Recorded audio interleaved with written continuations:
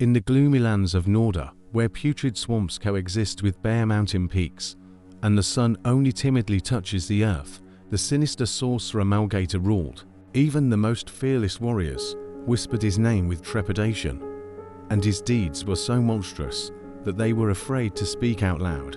Malgaita was not just a sorcerer.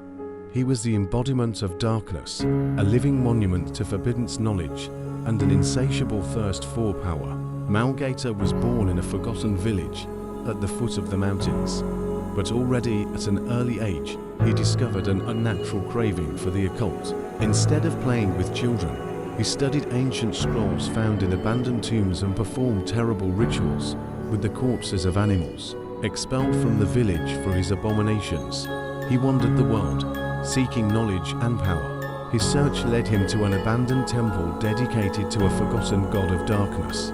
There he found ancient texts, written in blood on human skin, describing the darkest rituals and forbidden spells. Malgaita devoured this knowledge like a hungry beast, and his soul began to change irreversibly. He learned to command shadows, summon demons, and raise the dead. But this was not enough for Malgaita.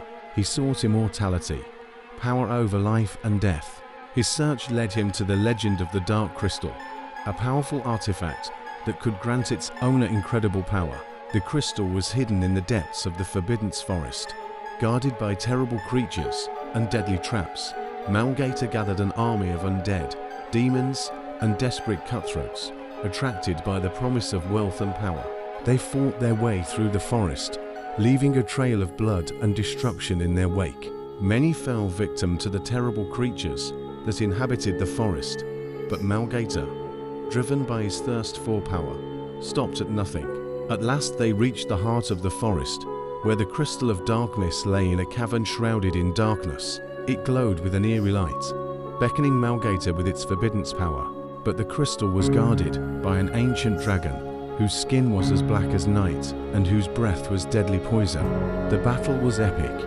Undead and demons pounced on the dragon, but he cast them aside like trash. Thugs fell dead from his poisonous breath. Malgaita stood to the side, casting spells, calling the dark forces to his side. He rained down streams of darkness on the dragon, but it was too strong. In desperation, Malgaita cast the darkest spell he knew, a spell that required a human sacrifice. He grabbed one of his followers, a young woman enchanted by his promises of power, and plunged a ritual dagger into her heart.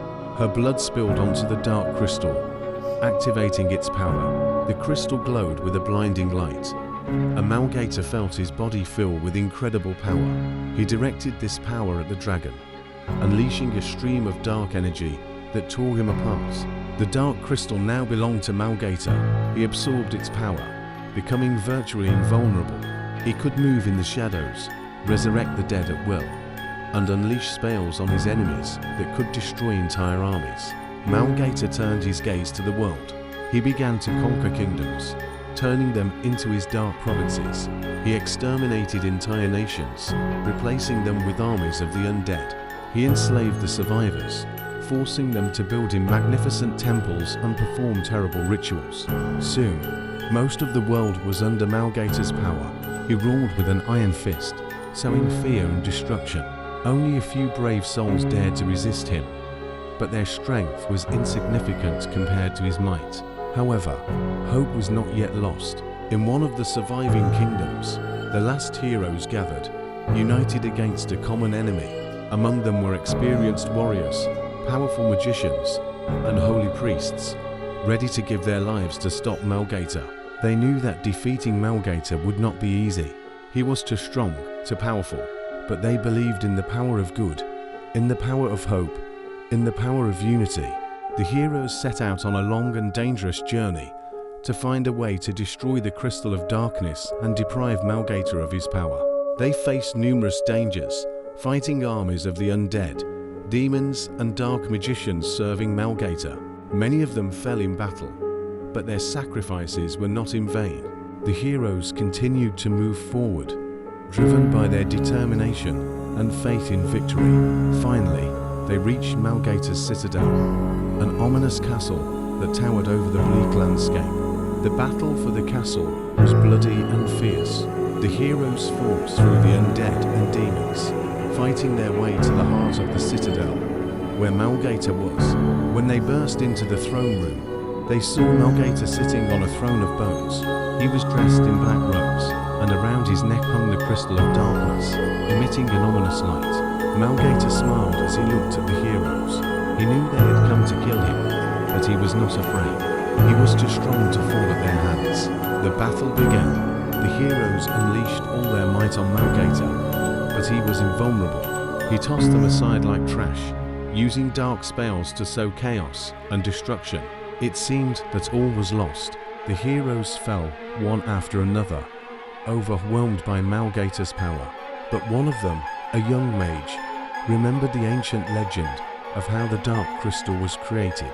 According to the legend, the Dark Crystal could only be destroyed by the blood of the one who created it. The young mage realized what he had to do. He had to sacrifice himself to destroy the crystal and strip Malgator of his power. He ran up to Malgator, ignoring his spells, and snatched the Dark Crystal from his hands.